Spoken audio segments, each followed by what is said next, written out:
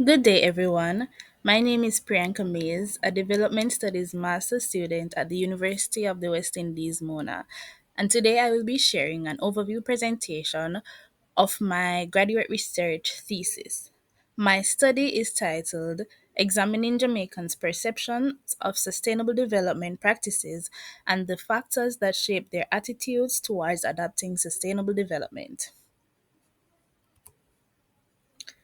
So the Caribbean, and in particular Jamaica, face heightened vulnerability as a small island developing state. And events like Hurricane Beryl that struck Jamaica in 2024 underscore how climate related risks threaten our developmental gains and long term resilience. Now, my interest in sustainable development began from observing how often local policies overlook public's understanding and personal engagement in sustainability, even while advocating for national resilience goals. I had often wondered, how do ordinary Jamaicans perceive these ideas? Do they feel empowered to act? And this led me to my main research question, which is what factors shape sustainability perceptions in Jamaica, and how do these perceptions influence attitudes and behaviors towards sustainable development? And of course, my secondary research questions, which include what knowledge, beliefs, and attitudes do Jamaicans hold about sustainable development? What motivates or inhibits their adoption of sustainable practices? And how do community and government institutions influence these behaviors? Now, the foundation of this research is shaped by the Brundtland Report 1987 and the Sustainable Development Goals, which both frame sustainability as a commitment to meeting the needs of the present without compromising the future, along with Vision 2030 Jamaica, which lays out the national pathway to a secure and prosperous future grounded in sustainable principles.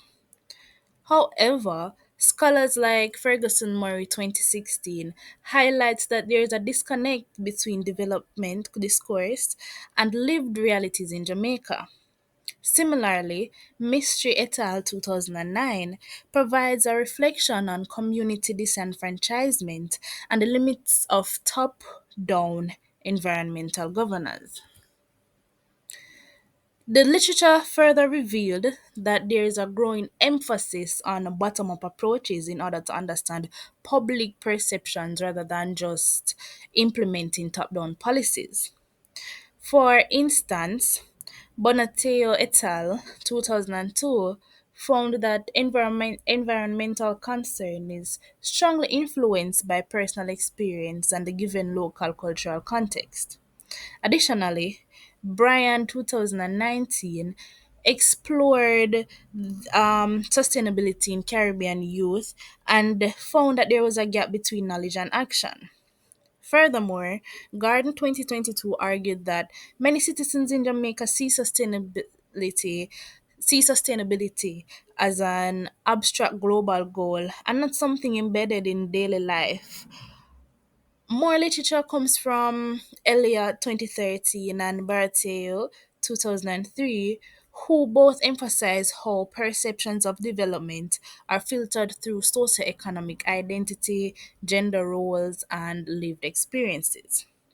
Now, altogether, these studies show how important it is for me to explore perceptions from an interpretivist lens so I can listen, understand, and draw meanings from people's voices.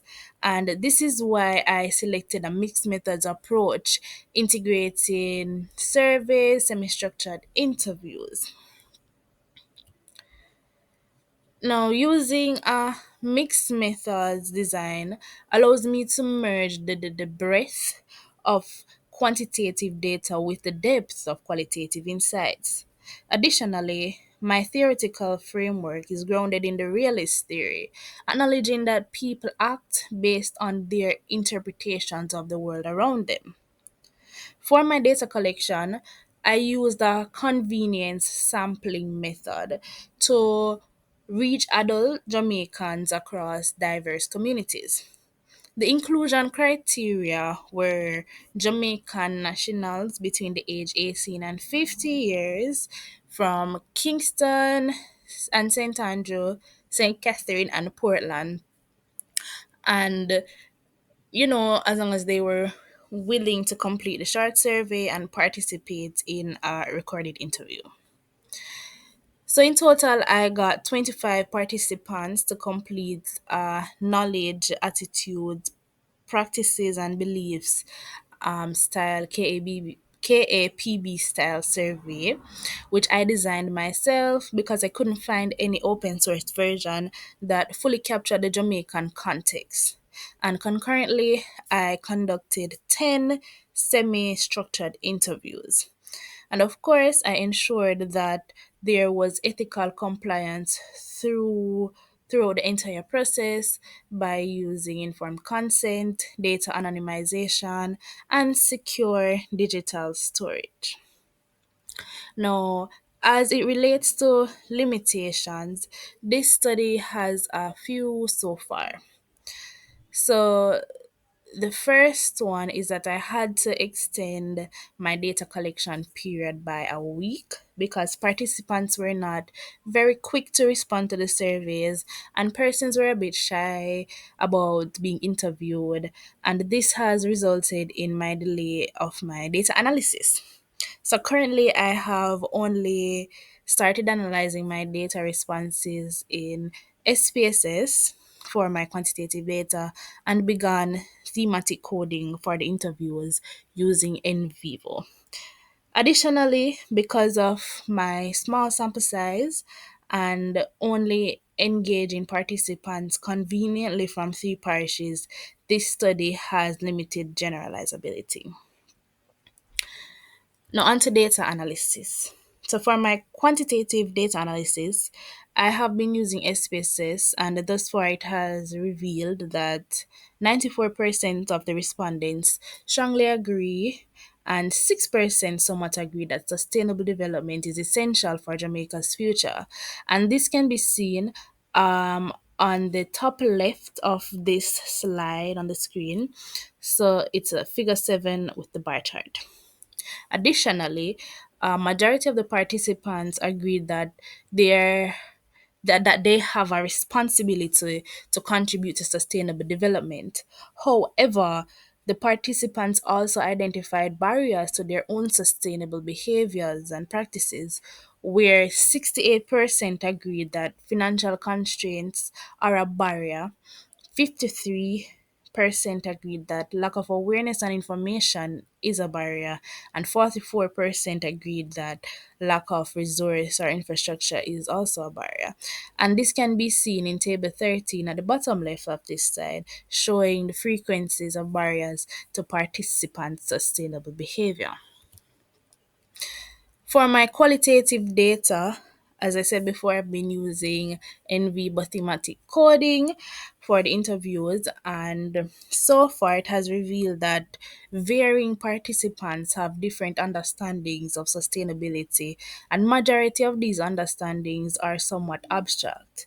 And this is seen where participants would express their understanding of the concept as preserving resources or protecting the environment. Additionally, strong themes have emerged, such as lack of information, where participants expressed not hearing about sustainability outside of like university or formal spaces. Also, um, they have been identifying a government disconnect. So respondents acknowledge government subsidies for solar energy, but they felt that these efforts were insufficient and inaccessible. Furthermore, they acknowledge that there can be strong community impact. So several interviewees stressed that if sustainability was promoted within strong community structures, more people would get involved. So, what do these early findings suggest? These preliminary insights suggest that Jamaicans care, but they face structural and informational barriers that prevent active engagement. Therefore, public education is key because if citizens aren't aware of what sustainability entails or how to practice it, even well funded programs may fall flat. Additionally, while effects like Vision 2030 Jamaica, while efforts, sorry, like Vision 2030 Jamaica need better grassroots communication and localized implementation, sustainable development cannot be only driven by institutions. It needs community level ownership, including the churches, the youth clubs, markets, because including all these community based approaches could normalize sustainable behavior. Furthermore, there is the need for government incentives, so like support for solar or local agriculture that can be helpful, but there needs to also be accessible.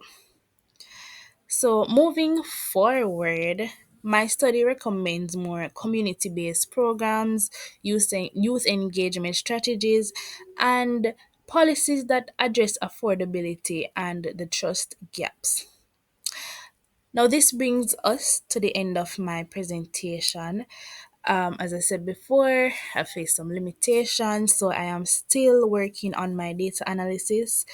But after which, I'll be moving full speed ahead into my discussion of findings and provide some more recommendations and, of course, a conclusion. So these are my list of references that I used for this presentation. And I just want to thank you for taking the time to engage with my graduate research presentation.